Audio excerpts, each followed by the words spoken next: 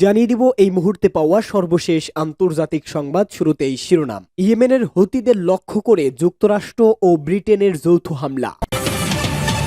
পরেই জানাবো ইহুদিবাদী ইসরায়েল লেবাননের সঙ্গে ৩৭৯ বার যুদ্ধবিরতি লঙ্ঘন করেছে বলে জাতিসংঘের শান্তিরক্ষী বাহিনীর মন্তব্য। এরপরেই জানাবো ইসরায়েলি সেনাদের বিরুদ্ধে কড়া পদক্ষেপ নিল অস্ট্রেলিয়া।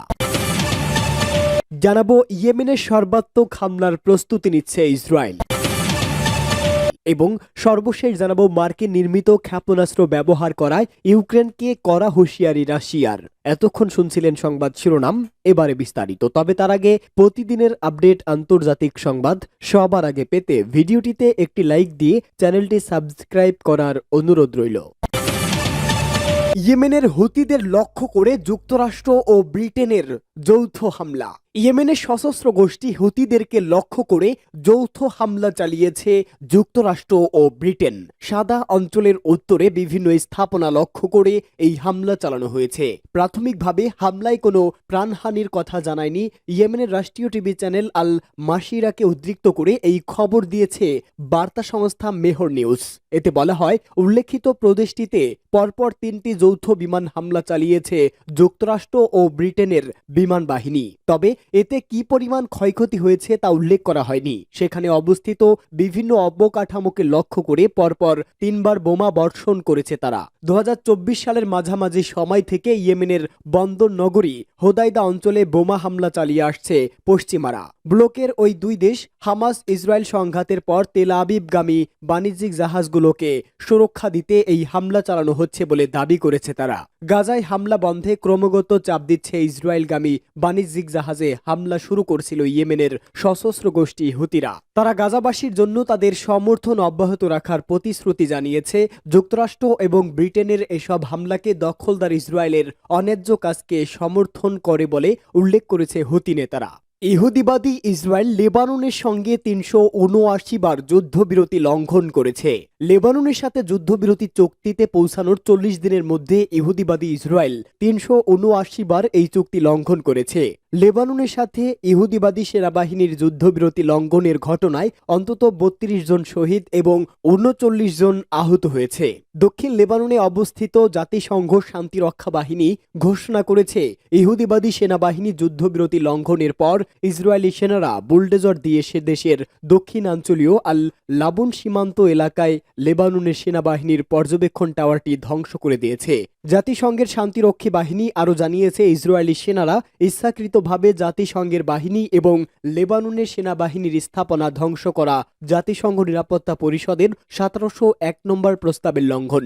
ইহুদিবাদীদের ক্রমাগত যুদ্ধবিরতি লঙ্ঘনের ঘটনায় জাতিসংঘের শান্তিরক্ষী বাহিনী বেসামরিক সম্পদ ও অবকাঠামো ধ্বংস করা সহ যে কোনো পদক্ষেপ বন্ধ করার জন্য সকল পক্ষকে আহ্বান জানিয়েছে। ২৩ সেপ্টেম্বর ২০২৪ সাল থেকে ইহুদিবাদী সেনাবাহিনী দক্ষিণ লেবাননের বিভিন্ন অঞ্চলে ব্যাপক হামলা শুরু করেছে এবং হিজবুল্লাহর যোদ্ধারাও সে দেশের বেসামরিক লোকদের উপর হামলার জবাবে ইসরায়েলের উত্তরাঞ্চলে ইহুদিবাদী অবস্থান ও বসতির উপর অসংখ্য অভিযান চালিয়েছে। অবশেষে ২৭ নভেম্বর আন্তর্জাতিক মধ্যস্থতায় ইসরায়েল ও লেবাননের মধ্যে যুদ্ধবিরতি কার্যকর হয়। কিন্তু ইহুদিবাদী ইসরায়েল প্রথম থেকেই স্পষ্টভাবে যুদ্ধবিরতি লঙ্ঘন করে যথারীতি অঙ্গীকার ভঙ্গ করেছে। ২০২৪ সালের ২৩ সেপ্টেম্বর থেকে লেবাননে ইহুদিবাদী সেনাদের হামলায় ৪,০৬৩ জন শহীদ এবং ১৬,৬৬৩ জন আহত হয়েছে। এছাড়াও প্রায় ১৪ লাখ মানুষ বাস্তুচ্যুত হয়েছে। হতাহত ও উদ্বাস্তু হবার ঘটনায় বেশিরভাগই ঘটেছে ২৩ সেপ্টেম্বর সহিংসতা বৃদ্ধির পর। ইসরায়েলি সেনাদের বিরুদ্ধে কড়া পদক্ষেপ অস্ট্রেলিয়ার। অস্ট্রেলিয়া ঐতিহাসিকভাবে ইসরায়েলের ঘনিষ্ঠ মিত্র, কিন্তু গাজায় চলমান যুদ্ধ দুই দেশের সম্পর্কে ফাটল তৈরি করেছে। বিশেষ করে গাজা উপত্যকায় হামলা নিয়ে আগের চেয়ে বেশি সোচ্চার হচ্ছে বিশ্ব। সেই তালিকায় যুক্ত হয়েছে অস্ট্রেলিয়াও। সম্প্রতি তারই এক ঝলক দেখাও মিলল। গেল বছরের ৭ অক্টোবর থেকে গাজায় হামলা চালাচ্ছে ইসরায়েল। এতে ৪৫,৬০০ মানুষ নিহত হয়েছে। গাজায় অনেক এলাকা পুরোপুরি মাটির সঙ্গে মিশে গেছে, উদ্বাস্তু হয়েছে লাখ লাখ মানুষ। তারপরও থেমে নেই ইসরায়েলি অভিযান। প্রতিদিনই হামলা চালাচ্ছে ইসরায়েল। এবার ইসরায়েলের দুই সেনার বিরুদ্ধে কড়া অ্যাকশন নিল অস্ট্রেলিয়া। ইসরায়েলি সংবাদপত্র ওয়াইনেট জানিয়েছে, ওই দুই সেনাকে অস্ট্রেলিয়া ঢুকতে দেওয়া হয়নি। যুদ্ধ অপরাধে তাদের ভূমিকা কী ছিল এ নিয়ে একটি ফরম পূরণের পরে কপাল পড়ে তাদের। সম্প্রতি ইসরায়েলি সংবাদ মাধ্যম ওয়াইনেটের এক প্রতিবেদনে এই তথ্য জানানো হয়েছে। পরিবারের অন্য সদস্যদের সঙ্গে 2 মাস আগে অস্ট্রেলিয়ার ভিসার জন্য আবেদন করেছিল ওমের বাগার ও এল্লা বাগার নামের 2 ইসরায়েলি সেনা। পরিবারের অন্য সদস্যদের ভিসা প্রক্রিয়াকরণ করা হলেও এই দুজনকে 13 পৃষ্ঠার একটি নথি পূরণ করতে বলা হয়। ইসরায়েলি সেনাবাহিনীর অংশ হিসেবে কি ধরনের নির্যাতনে অংশ নিয়েছেন, যুদ্ধ অপরাধ বা গণহত্যায় অংশ নিয়েছেন কিনা। তবে এই ফর্ম পূরণ করার পর অস্ট্রেলিয়ার পক্ষ থেকে তাদের সঙ্গে আর যোগাযোগ করা হয়নি। এরপর এল্লা ইসরায়েল ফিরে এলেও ওমের জবাবের আশায় এখন থাইল্যান্ড অপেক্ষা করছেন। অস্ট্রেলিয়া বলছে নিয়মিত প্রক্রিয়ার অংশ হিসাবেই এ ধরনের ফর্ম পূরণ করতে বলা হয়েছে। এবার ইয়েমেনে সর্বাত্মক হামলার প্রস্তুতি নিচ্ছে ইহুদিবাদীরা। আনাদুলু এজেন্সির এক প্রতিবেদনে এমন ইঙ্গিত মিলেছে। প্রতিবেদনটিতে ইসরায়েলি পাবলিক ব্রডকাস্টিং কর্পোরেশনের বরাত দেওয়া হয়েছে। ইসরায়েলের পাবলিক ব্রডকাস্টিং কর্পোরেশন জানিয়েছে ইসরায়েল ক্রমাগত ক্ষেপণাস্ত্র ও ড্রোন হামলার জবাবে ইয়েমেনের হুতি গোষ্ঠীর বিরুদ্ধে সামরিক অভিযানের প্রস্তুতি নিচ্ছে। ইরানের আঞ্চলিক মিত্রদের সাথে উত্তেজনা বৃদ্ধির অংশ হিসাবেই এই পদক্ষেপ বলে জানিয়েছে কেএএন। ইসরায়েলের সামরিক সূত্র দাবি করেছে সিরিয়ার ক্ষমতাচ্যুত আসাদ সরকার এবং লেবাননে হিজবুল্লাহ গোষ্ঠীর দুর্বল অবস্থানের কারণে ইরান হুতিদের উপর ভর করেছে। হুতিরা সমগ্র ইরানের অক্ষের পক্ষে ইসরায়েলের আক্রমণ করার ধান্দা নিয়েছে বলে দাবি নেতানিয়াহু বাহিনীর। তাই হুতিদের ইসরায়েল আক্রমণের আগেই ব্যবস্থা নিতে চাইছে ইহুদিবাদীরা। ইসরায়েলি সামরিক বাহিনী গোপন সূত্রে কেএএনকে জানিয়েছে হুতিদের অগ্রযাত্রা থামাতে গোয়েন্দা শক্তি স্থানান্তর এবং অভিযানের জন্য অপারেশনাল ইউনিট প্রস্তুত করা প্রয়োজন। আর সেদিকেই এগোচ্ছে ইসরায়েল। প্রসঙ্গত ইয়েমেন থেকে ইসরায়েলে ব্যালিস্টিক ক্ষেপণাস্ত্র হামলা চালানো হয়েছে। তবে ইসরায়েলি আকাশ প্রতিরক্ষা ব্যবস্থা ক্ষেপণাস্ত্রটিকে সফলভাবে ভূপাতিত করেছে। টাইমস অফ ইসরায়েলের এক প্রতিবেদনে এ তথ্য জানানো হয়েছে। ইসরায়েলি প্রতিরক্ষা বাহিনী জানিয়েছে সীমান্ত অতিক্রম করার আগেই ক্ষেপণাস্ত্রটি ভূপাতিত করা হয়েছে।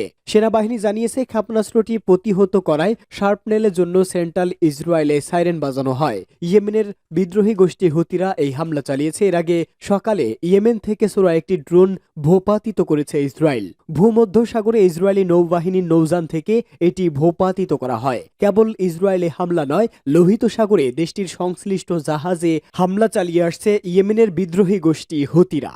মার্কিন নির্মিত ক্ষেপণাস্ত্র ব্যবহার করায় ইউক্রেনকে কড়া হুঁশিয়ারি রাশিয়ার। যুক্তরাষ্ট্রের সরবরাহ করা ক্ষেপণাস্ত্র দিয়ে হামলা চালানোই কঠোর প্রতিশোধ নেওয়ার হুঁশিয়ারি দিয়েছে রাশিয়া। দেশটির অভিযোগ, যুক্তরাষ্ট্রের নির্মিত দূরপাল্লার ভারী ক্ষেপণাস্ত্র দিয়ে রাশিয়ার বেলগোরোড সীমান্ত অঞ্চলে হামলা চালিয়েছে কিয়েভ। ওই হামলার কড়া প্রতিক্রিয়া জানানোর হুমকি দিয়েছে রাশিয়া।